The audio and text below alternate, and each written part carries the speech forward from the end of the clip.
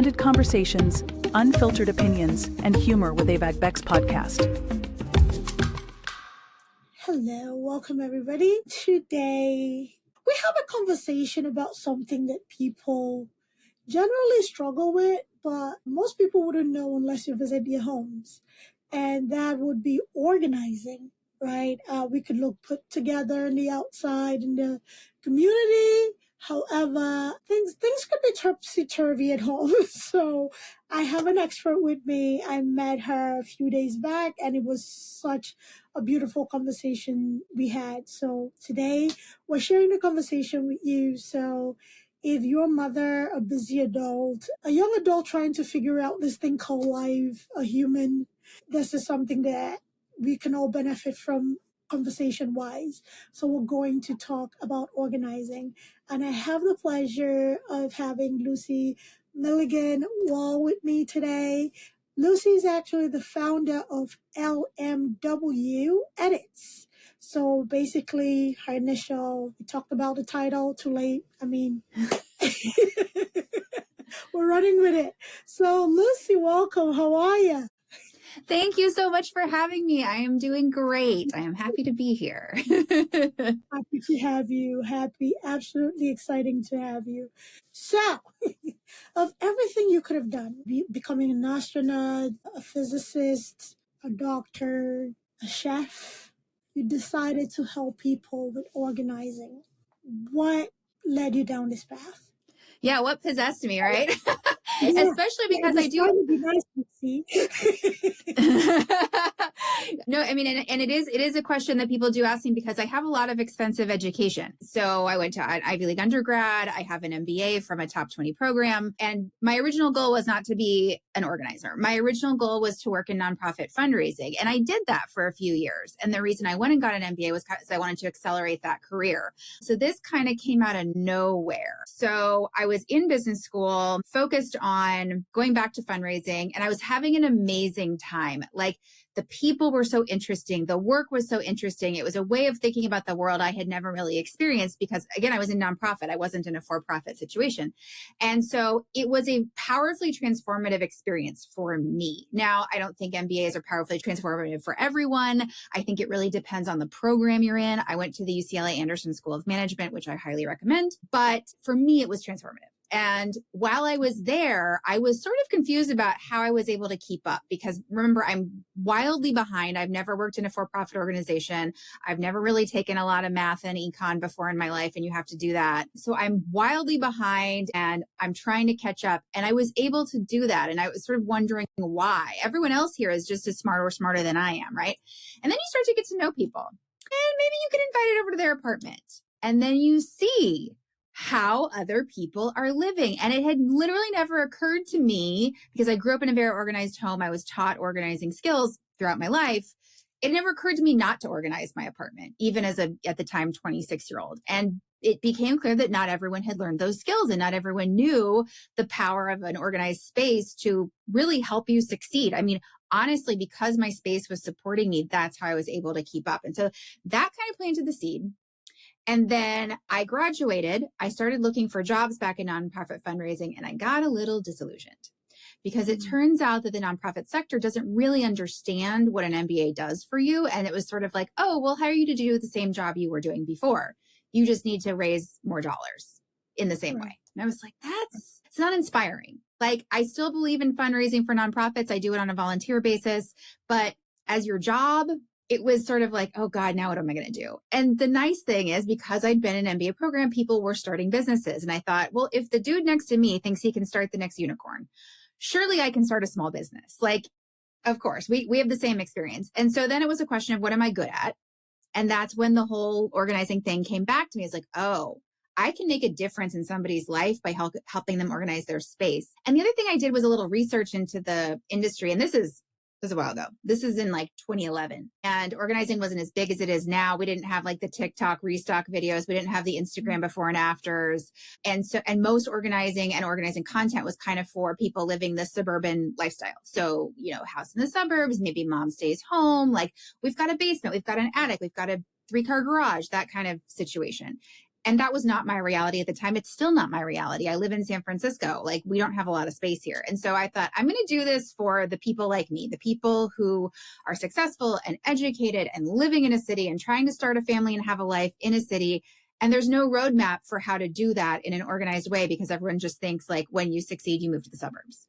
So yeah, that's the long and short of it of how I got into it. Love it. So you correlated being organized and success. Mhm. And how important is that relationship? Because people do make I don't want to call it an excuse because it sounds judgmental. People do make the assertion that, or people do believe that organized chaos can also result in success, right? As long as I understand my mess, I can be successful, right? Is that really true? Is it an organized chaos regardless, or chaos breeds chaos and can actually impede success? Yeah, I have a few thoughts on that. I will say I don't think that you have to be organized to be successful. I mean, how many examples are there in the world of Right. people who are wildly successful and not organized? Right. However, if you feel like you're not reaching your full potential, if you feel like you're behind for some reason, like I felt in business school, if you feel like everybody else knows something I don't, then getting organized might be the thing you need to really level up. And I would also look at not just material success, like how much money you're making, how many promotions you're getting, whatever. I would look at, how do you feel when you're at home? How's your family life at home? Like, are we all kind of happy and relaxing together and home is our sanctuary? Or are we stressed out and yelling at each other at home? And there's so many reasons this could be the case. I'm obviously not a therapist, but sometimes having an organized space can take all of that down. It can just take the stress down. It can take the conflict down. And what I always say is that being organized makes your life easier on a very practical level. You can find things, you can get things done, you can save time. It's really, really basic. And that's, I think, why people don't really want to admit that it could help, because it's like, I want the fancy solution. I want something glamorous that's going to change my life. I don't want you to come tell me if I fold my laundry and put it away right after I do it, that my life is going to be better, because that's not exciting. But it's also true. It's true. It's not fun getting dressed and going through a basket trying to find No. Yeah, I know. Especially not when you're late. Not fun. Yes. I've put myself in that. This is just full disclosure. The times where the weekend is so busy that, you pat yourself on the shoulder, when laundry is actually done and we're kind of like ready for Monday. However, you just need to take a breath, and a breath turns into, falling asleep or getting distracted to do something else. And then here you are Monday morning trying to jet out. And you're like, where is that one article of clothing that matches with this one? And, it usually is not a good way to start a day, just in my experience. No, it's not. So going back to lifestyle and culture, right? In the Western world, America specifically, we're collectors, right? We like to, we're consumers, right? Do you think that contributes to disorganization if we have too much stuff for the space we have? 100%, without a doubt. So I hear a lot from my clients, like, I don't have enough time to get organized. And that's partially why I do what I do, because I can do what you need to do for you and with you in way less time than you could do it by yourself. So it's great. I save people time. That's awesome. But not everyone can afford to work with an organizer. And pretty much everyone will say, I don't have time to get organized. And if you look at your day, you don't. But what I will say about that is that it's a slow process. It's not like, this weekend, I'm going to overhaul my whole house and everything's going to be great from here on out. It's a slow process of building on skills. And maybe in the morning, you usually like throw your pajamas on the floor and kind of rummage through and get dressed. And maybe you just start by like, okay, I'm going to put my pajamas like on the hook where I want to have them for tonight. And that's the only thing I change. And then I teach my kids, like, okay, the pajamas go here when you get dressed in the morning, and that's it. And you keep building and keep building, which is another reason why no one likes to talk about this, because that's not exciting either. It's a before and after online is so satisfying. I love a before and after. It's gorgeous, but that's not what our lives look like. And this is where the consumption comes in, because The before and afters online are not showing you how much stuff that organizer threw away or donated. It is so much. And when you are overwhelmed, when you have no time to get organized, the easiest number one way to be able to get organized is to have a minimal amount of stuff to organize. It's just off the top. Like when I'm working with somebody who's really overwhelmed or they're moving or they're needing to downsize or whatever, I say, let's be ruthless. Let's only keep what we really, really need, because this is the way you're going to take all the stress off of all of these things. And some of my mom clients, they'll say, the stuff has voices. It talks to me. Like I can't get a break because all of my stuff in my house is talking to me. And so when you remove the stuff, you remove those voices, right? So with my clients, number one, we're focused on getting down to an amount that person and that family can manage. And that amount is different for everyone, by the way. And I don't really judge what that amount is. It's determined by so many things. It's determined by your leisure time. It's determined by the size of your home. It's determined by how many people are in the home, because, it's one thing to organize a person living alone. It's quite another to organize a family of 5 or 6, right? So it really is dependent on your circumstances. There's no one right answer. But when I work with somebody, my default assumption is everything's up for discussion. There's nothing that's sacred. We're going to talk about everything, and we're going to keep what's important to you and your family, and we're going to let the rest go because it's going to make everything simpler. Right. And that's very important. There's a deeper topic I'm going to delve into, but I want to talk about the moms, everything in my house is talking to me. And that is such a thing. And until you put it in those words, it never really occurred to me as a mom. And it makes sense why certain things drive me crazy, because it feels noisy. Right? Yes. The disorganization feels very loud, very noisy. An example is my family members have a distinct ability to step over things and get on with their lives. I can't. Why is a dryer sheet in the middle of the hallway? Did everybody not see this? Because I know almost everybody walked past this hallway about 3 times before I got into it, and you don't want to nag, but however, it nags you. So that is such a thing. Thank you for saying that. Of course. It's such a common experience. You are in no way alone. That is really common. It makes sense. That speaks to me on a different level. Thank you for saying that. And, talking about things talking to you or at you, as moms, we hang on to keepsakes. Okay, or family members, whatever, whoever. How do we navigate that slippery slope when a keepsake holds a memory or memories? Yes, this is a challenge for just about everyone. Even if you meet people who are self-described minimalists, they will have done a lot of work to get where they are. The way we are built is to hold on to things, because when back eons ago, we were just trying to survive, and stuff was part of how we survived. And so it's really deeply ingrained in us to want to keep stuff. So if you find it hard to declutter, please know that's very, very normal, and it doesn't mean there's something wrong with you. But if you have a goal of having an organized home that's not full of stuff, you're going to have to work through that challenge instead of just stopping and saying, I just want to keep everything, because that's also not possible, right? We can't keep everything. There's literally no room. There's no house big enough. I promise you, I've been in some of the biggest houses there are. There's not enough room. I mean, we have people who have like a giant house and then auxiliary storage space and then another auxiliary.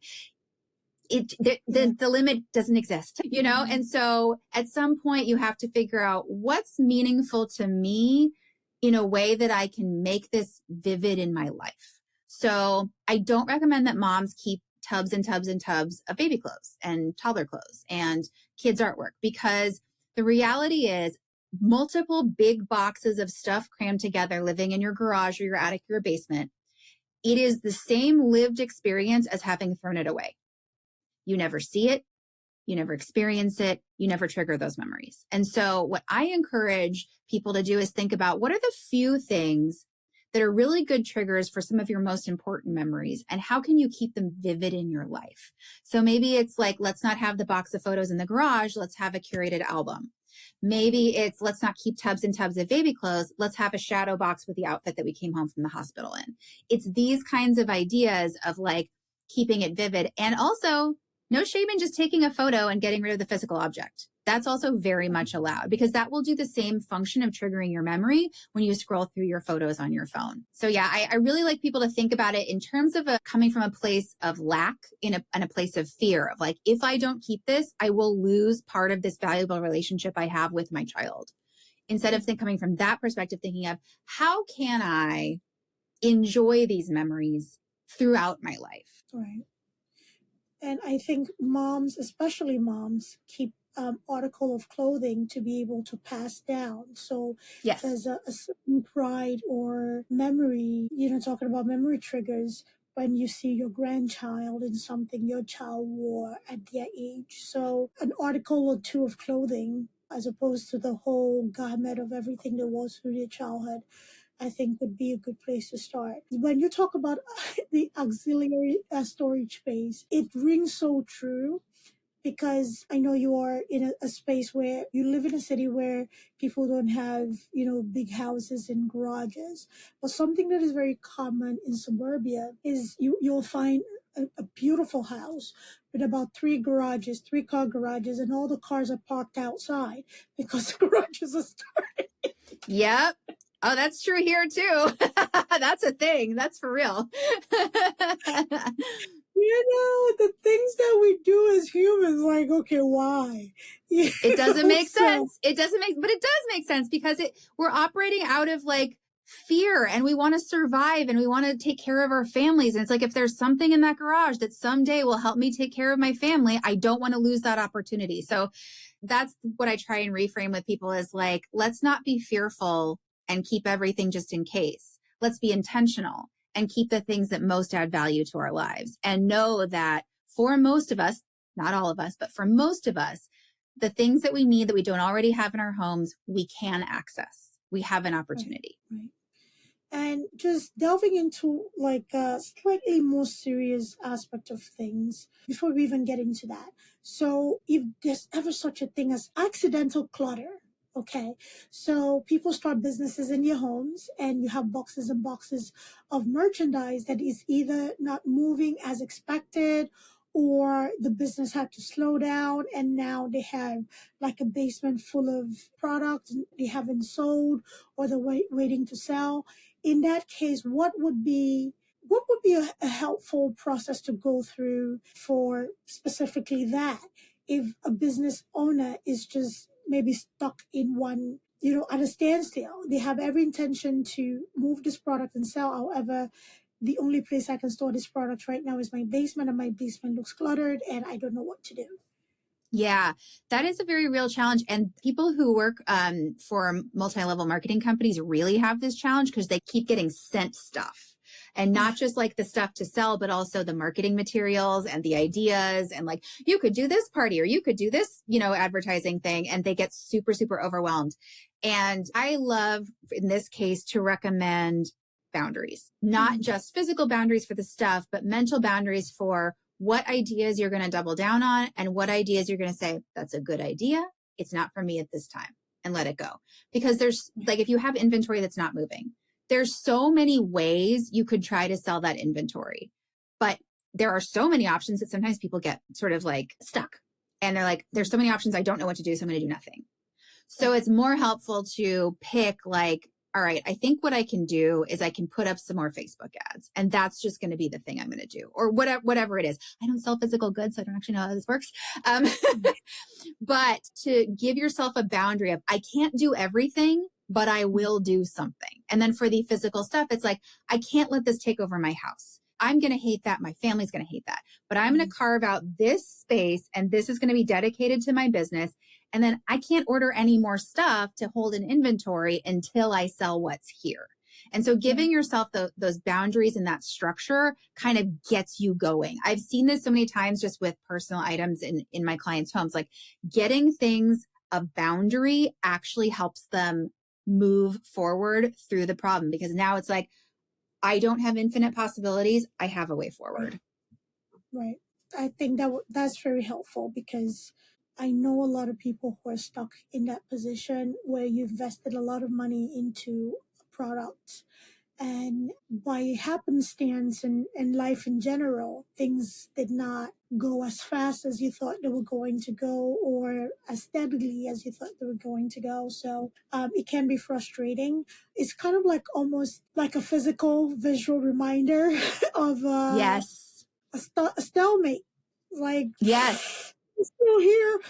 So Yeah. And I see that also with my crafters. So people who like to do sewing or other kinds of crafts. And if you know any crafters and hobbyists, you know that people's stashes go from like nothing to enormous very quickly.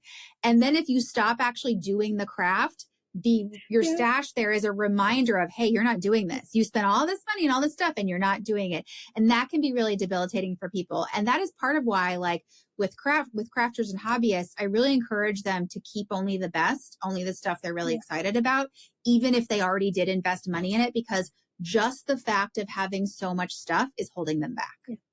And it's like, yes, you spent money, but that money's already gone. You're not going to get it back. Well, you might if you can resell some cool stuff, but you're not going to get that money back. And you're also not going to start re-engaging with the project until you free up this mental space.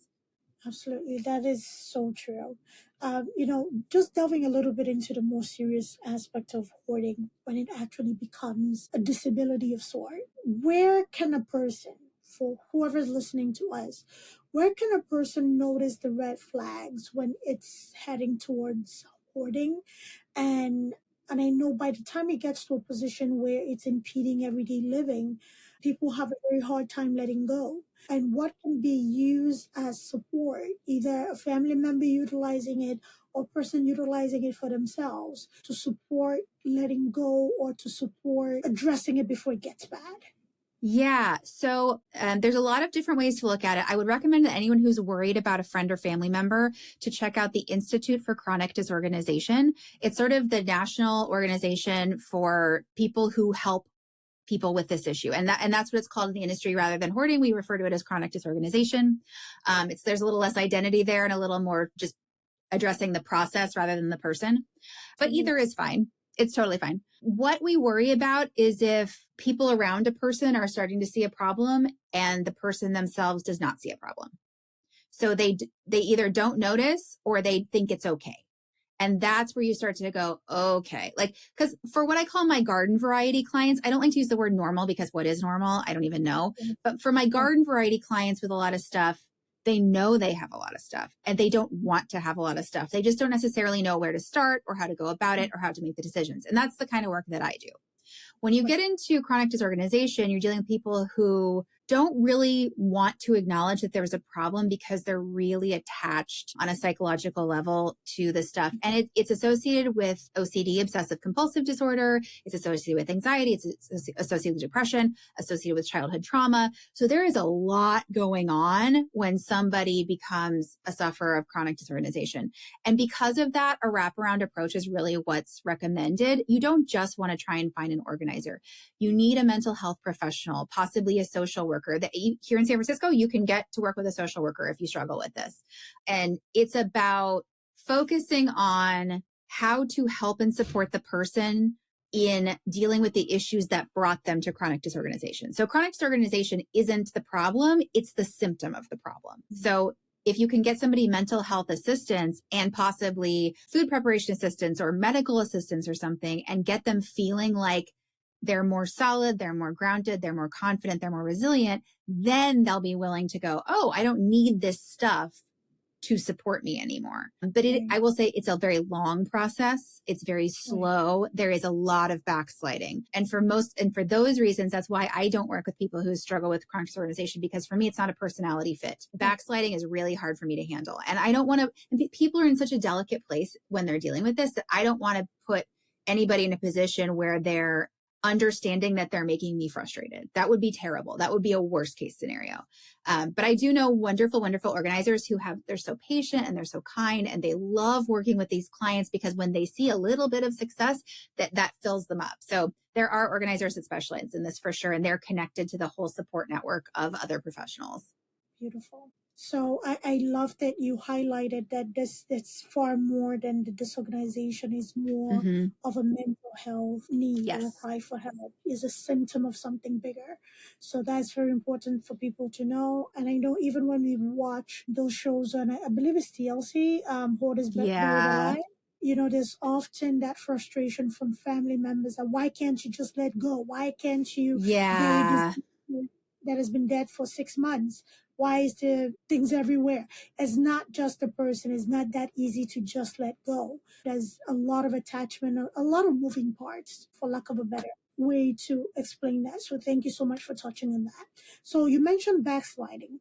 And given that we're humans, we're creatures of habits, right? So Yes. with your variety, garden variety clients, have you, experienced at any point during your career doing this and establishing this beautiful business that sometimes, like even the most educated, most intelligent, brilliant people, sometimes, even when they go through this process, like, wow, this is so great. I have so much peace. I feel so much at peace. And maybe later on, like months down the line, you check in or they reach out to you. They kind of sort of, maybe not completely back to where they Uh-huh. started. You see like the makings of what got us involved in the first place. And how do you go about that? Yeah. So what I will say is the way that I work is different from many other organizers. I do a very detailed approach to organizing. So by the time I finished organizing a space for someone, we have both physically seen and touched every object in the space. I mean, every paperclip, every set of chopsticks, every sock, everything. And so I have set them up with everything is now known. And so you know where everything is. We've talked about it. We've set up the system according to how you live, how your family lives, how you think about things. It's super customized to you. And the reason I do that is because when someone backslides, which everyone does, as you pointed out, they know what the baseline is and they can get back there on their own. Because through working with me, they've practiced what it takes to do that. They know, oh, I need to get this basket and pull everything out of it and see what's here and make a decision about everything. They know how to do that. So what I'm doing is I'm doing the organizing, but I'm also teaching the skills as I work. And I'm doing it on such a detailed level and such a personal level that they're set up for success, even if they backslide. And I do pride myself on not getting called back for repeat clients unless they're changing the purpose of a room. Oh, So I'd say I'll do a home office for a young couple that just got married. And then 3 years later, they call and they're like, we're having a baby. It needs to be a nursery. And I'm like, great. So that's the kind of repeat business I get. And I do have some longer term clients, mostly from when I was first starting out and I didn't know how to set that boundary really well and how to be really clear about like transferring the skills. And that's fine. But what fills me up is making sure that somebody has a better life. And literally one of our clients from this spring said, you've improved our quality of life. And that's what I'm after all the way. that's awesome. Yeah, I as a mom, career woman, and everything in between, organization really does take a back burner, to be honest. And you and I were talking about this the other day. And when the noise gets too loud, I just go missing, and you find me in a closet room Yep. somewhere, just basically dumping everything and reorganizing. I talked talked to you about my members of my family that are neurospicy. We're talking ADHD spectrum, all of that stuff. Because of the way the brain is set up, they're not necessarily the most organized people. It's not because they choose not to be organized, is that things does not bug a neurospicy brain the way it bugs a neurotypical brain. It's like, okay, I can function, life is great, I'm happy, let's go on. What organization is just a sock? I have one on, one is on the floor, I'm fine with it, right? So for everybody who's listening to us, whether they're on the neurospicy spectrum anywhere, and also loved ones, mothers, fathers, uncles, aunts, you name it, of neurospicy individuals. So how do we make sense of life while not being critical, but Yes. supportive, and also live in our own sanity? Yes. So it comes back to some things I've already talked about actually, which are customizing and minimizing and boundaries. So customizing, I've worked with several people who either have an official diagnosis of some kind or who think, I think I might be this, but I just haven't gotten a diagnosis yet. And my response is always the same. I'm not a mental health professional. I'm not going to base this on the diagnosis that you have. I'm going to base it on what you tell me. I'm going to ask you, is this going to work for you? Will it work for you if the pens are in a cup here, or do you want them in a drawer over there? You tell me, and I will figure out the system, because the idea of an organizing system is that it's built around the way you think, and different systems for different people will look different, and it won't always be that beautiful thing you see on Instagram or TikTok, but it will work. And so I really focus on function first and making sure it's designed for that person. So if you're a mom and you've got a neurospicy child, it's about talking to the child about like, hey, I got to help you grow up and be a person who can take care of themselves. And part of that is going to be picking up after yourself, because no one's going to want to move in with you if you can't pick up after yourself. But I also know that your brain, we call it, for one of my family members who's young, we call it a zoomy brain. If you have a zoomy brain, it's hard to concentrate. It's hard to do things just because you should. And so you tell me, how will you get excited about picking up your stuff off the floor? And really involving them in the process. I think sometimes that my moms want to do everything because it's faster, right? It is. It's so much faster for you to clean up than for you to take your kid and walk them through it and talk to them about it. And who's got the time?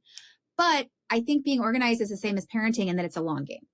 Like we can't just like pick it up and call it good. We have to like teach these skills and ask questions. And I always encourage my parents to involve kids starting pretty young, like 4 or 5 at least, maybe younger if you can, because the more being organized is part of their daily routine, whether or not they're neurospicy, the easier it is to gradually add to those skills over time. I mean, you don't want to end up like a client I had with a neurospicy teenage daughter who was absolutely fit to be tied. And I totally understand. The room was definitely not tidy.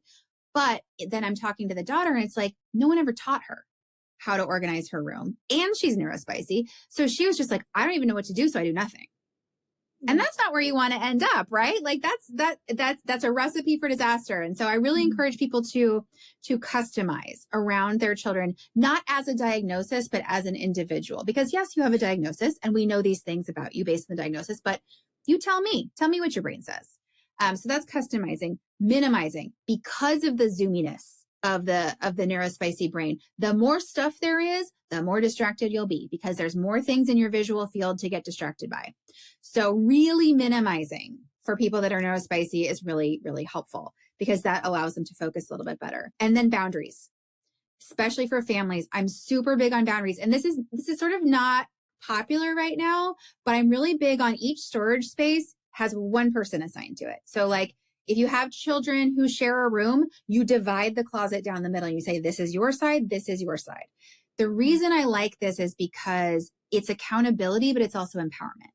So it's accountability in that, like, if you divide the closet down the center for your kids, you can walk in and see who did what. It's very obvious and they can see it too. So they're accountable. It's like, oh man, my sibling tidied up. I didn't. It's obvious. When you mix people, and with adults too, by the way, this is not just for kids, for adults too. When you mix people, there's no one person who's responsible. And so everyone figures, oh, someone else will do it. And guess who that someone else is? That's mom. So I really like a boundary. And it's also empowerment, right? Because then the negative feedback is there, but the positive feedback is there. Like if one side of the closet is clean, the kid goes, hey, I did that. My sibling didn't today, but I did that. And I'm proud of that. So I really like setting boundaries for, this is your space. You're responsible for keeping it to the standard that we've talked about together. We've set it up for you so that you're set up to succeed. And now we're going to see, you're responsible. You're empowered. That is beautiful. It's very individualized. It doesn't criticize and it doesn't break down, because the neurospicy brain is just that. I like how we have these description for the zoomy brain. I'm going to start using that. It moves fast. The brain does move fast. Yeah. And the more you give the brain to focus on, the more zoominess you get from it. So minimizing things is just, yes, they get to focus. They get to see less things to basically disorganize. It works. And I think, sometimes we all grew up very differently. Yeah. But, with parenting, I don't remember, maybe I left my manual in the hospital. This kids, they don't Yep. They just hand them to you. Here you go. You know, now kids don't come with manuals, and there's this expectation. This is where realistic versus unrealistic expectation comes in. Well, you should know. You should do better. It doesn't quite always translate. So I feel for the girl, and I also feel for mom, because I'm sure mom was just, you know, she should know to tidy up. You know, she's a girl, or she's whatever I just think it was. But, you know, kids do need guidance and some form of a foundation. So I feel for both of them. So as we wrap up our conversation, the question that I have for you, we got talking about neurospicy and it completely flew out of my head. But when it comes to, you kind of touched it when you talked about the neurospiciness of organizing. When it comes to dividing the closet, there's a tendency to compare, right? So, and siblings do kind of compete. You know, one is friendly enough. Sure do. Right. So how can a parent navigate that without being overly critical of, say, a child who organization is not their strong suit? Because we all have what we prefer to do and what we prefer not to do. So yes, we are organized. We've minimized things, and then we've created this boundary where everybody kind of like has their space. So how do we encourage organization when kids are involved without over focusing on the differences? Yeah. I mean, I think that's a really good question. I have a sister who's less than 2 years younger than me, and we were very competitive growing up. So I really feel this. And I was the more organized one. And definitely she always felt like, oh, I'm the slob. Everyone thinks I can't do it. So I get it. I would say, I think taking a more inquisitive rather than evaluative approach. So if a kid is kind of struggling, asking them, why does this feel overwhelming? Do you not know what to do next? Like, let me help you instead of let me evaluate you. When I'm working with clients, adults and kids alike, I ask so many questions, and I ask stupid questions, simple questions, because I find that we don't ask them of ourselves enough. Like in order to get through life, we just have to make some assumptions and move on. And so when I'm in the home, I'm often asking the unasked question that everyone's like, oh, yeah, we didn't talk about that. We just sort of assumed. Like I'll ask, like, who does the dishes? And they'll be like, oh, actually it's this person. I'm like, so are the dishes organized so that this person can put them away easily? No, they're not. They're organized by this other person. And so, yeah, so you got to match up who's responsible with how you organize.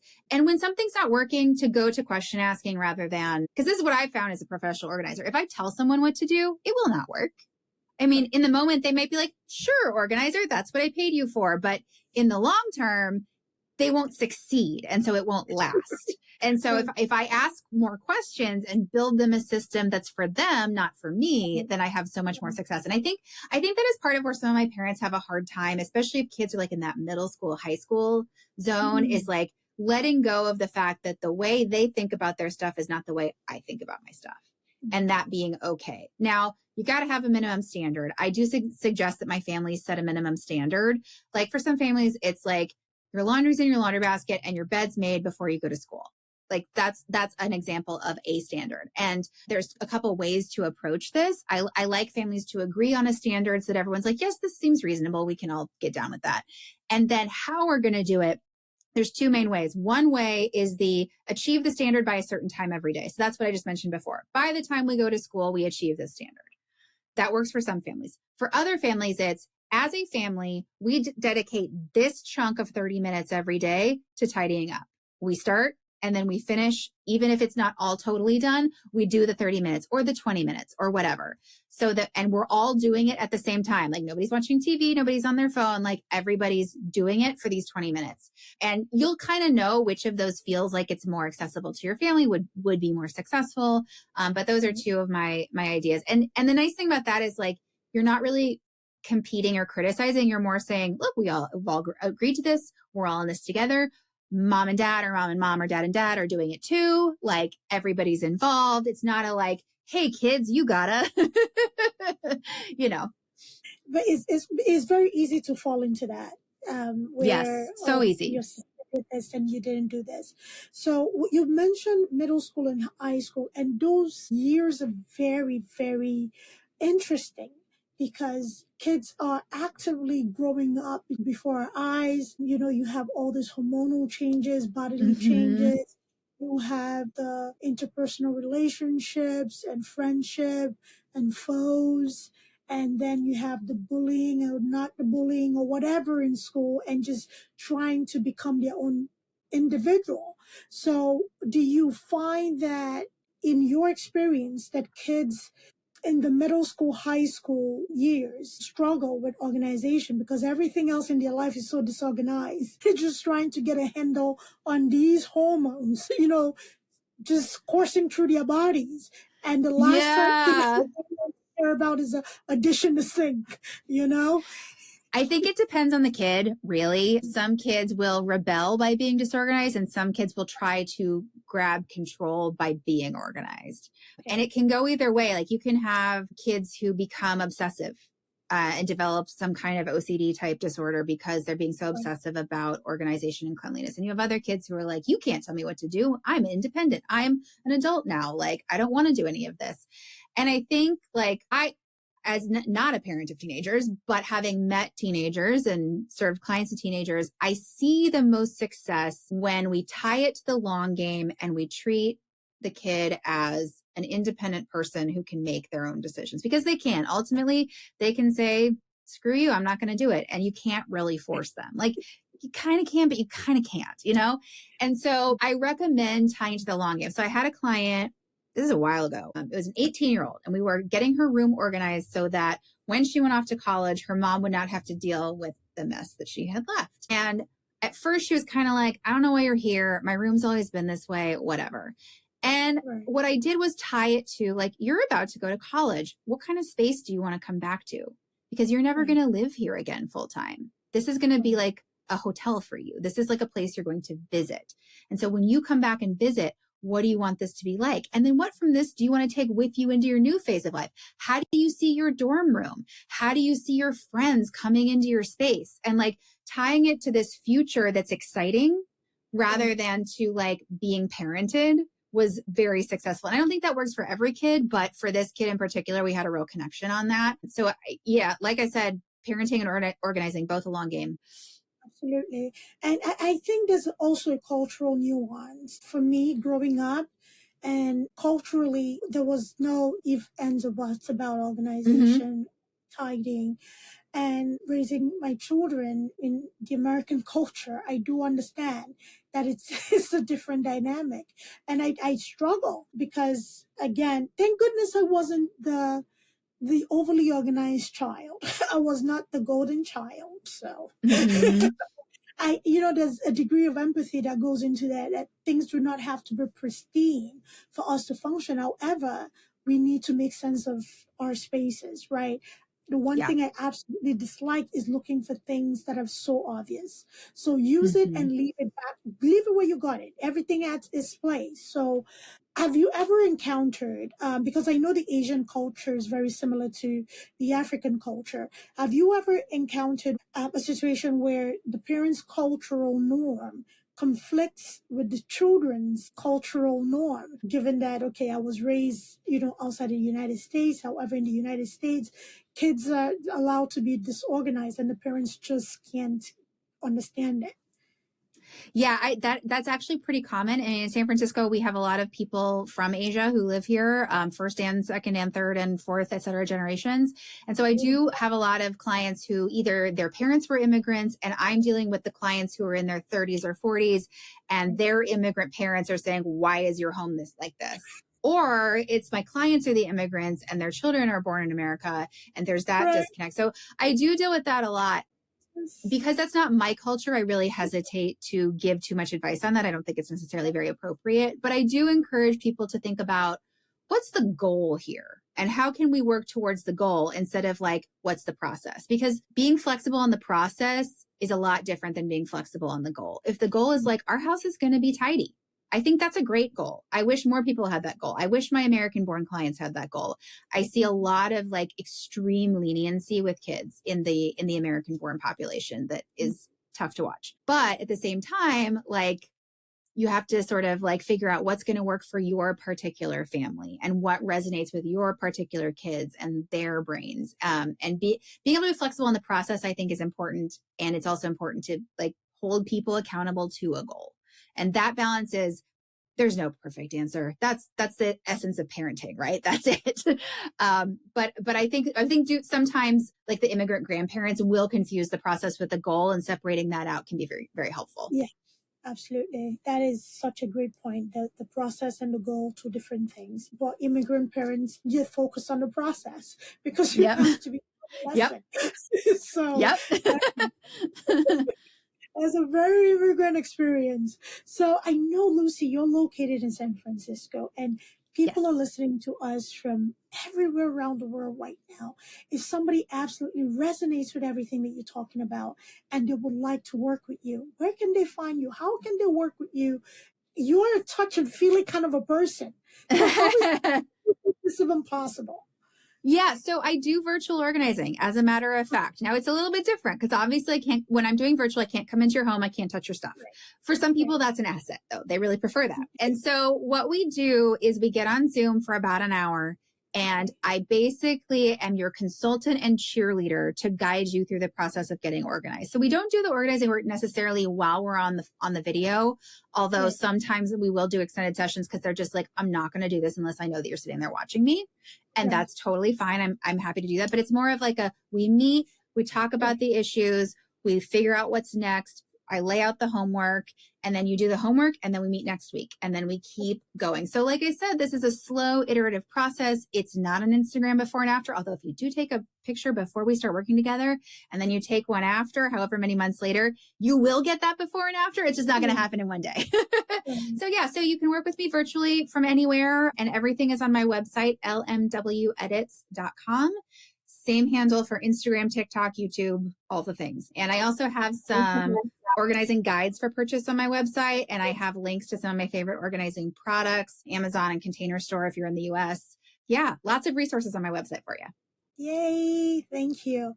And for anybody who couldn't write fast enough, do not worry. We will have the links in the show notes, so you can just click into it and get to LMW Edits, and you see all the things. So whether it's a guide and you want to challenge yourself to try to do this on your own, or whether it's to consult with Lucy, to work with her one-on-one, or, to, again, buy certain products to help you organize whatever space that is.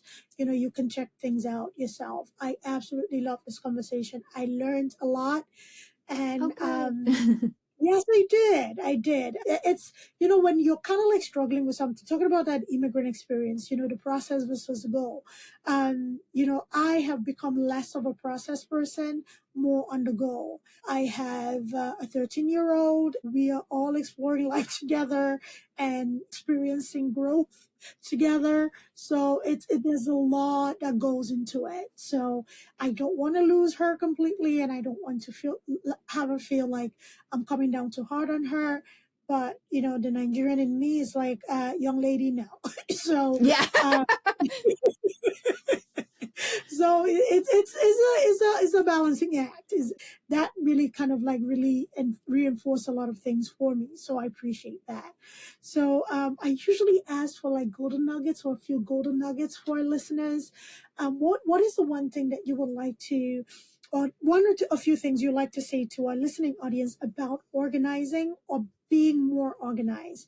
So whether it's a parent of neurospicy kids, or just a mom trying to quiet the noise of everything talking to her, or parents who wonder why their 40-year-old first-generation immigrant kids are slobs. So, yeah, the thing that I always tell people is, it's just stuff. You are not your stuff.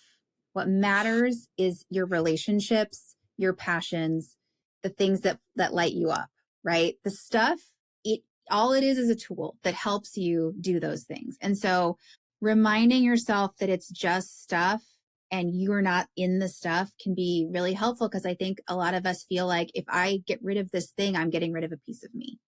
But if you can be, solid in the fact that like what matters is you, and you're worthy, and your relationships are important, then this stuff loses its power over you, and it's easier to wrangle it. So yeah, it's just stuff. It's just stuff. I like that. It's just stuff. Take the emotions out of it, people. And Yeah. Yep, exactly. Thank you, Lucy. This was such a great conversation. I absolutely appreciate you. I appreciate what you do. And I appreciate that you took this on because, you and I talked about this. It takes a special kind of crazy to become an entrepreneur. And, found your crazy, you held it tight and jumped right into it. We do need you in the world. And thank you for recognizing that this is an area that people do need support, and it's incredible. Thank you. Oh, thank you so much for having me. I really love this conversation. You asked some really great questions. I love that we dove in deep on this. This was great. Thank you. I appreciate you being here. And everybody, thank you for listening. If there's anything that was said here that really resonated with you, I'm very thankful that we were able to have a conversation that speaks to you. If there's anything, if you would like to hear more from Lucy, have us have this conversation again, please let us know. She's not tired of talking to me, neither am I. Okay? Nope. I can tell. Well, let us know what you think. Thank you for listening. And, click in, learn a few things from Lucy. We'll make the website available. All right? Thank you. Take care of yourselves. Bye-bye. Thanks for tuning in to AVP podcast. If you enjoyed today's episode, don't forget to subscribe, rate, and leave us a review. It really helps us out. We'd love to hear your thoughts and continue the discussion. So join us on social media or drop us a message. Until next time, keep exploring, stay curious, and keep pushing the boundaries of your world.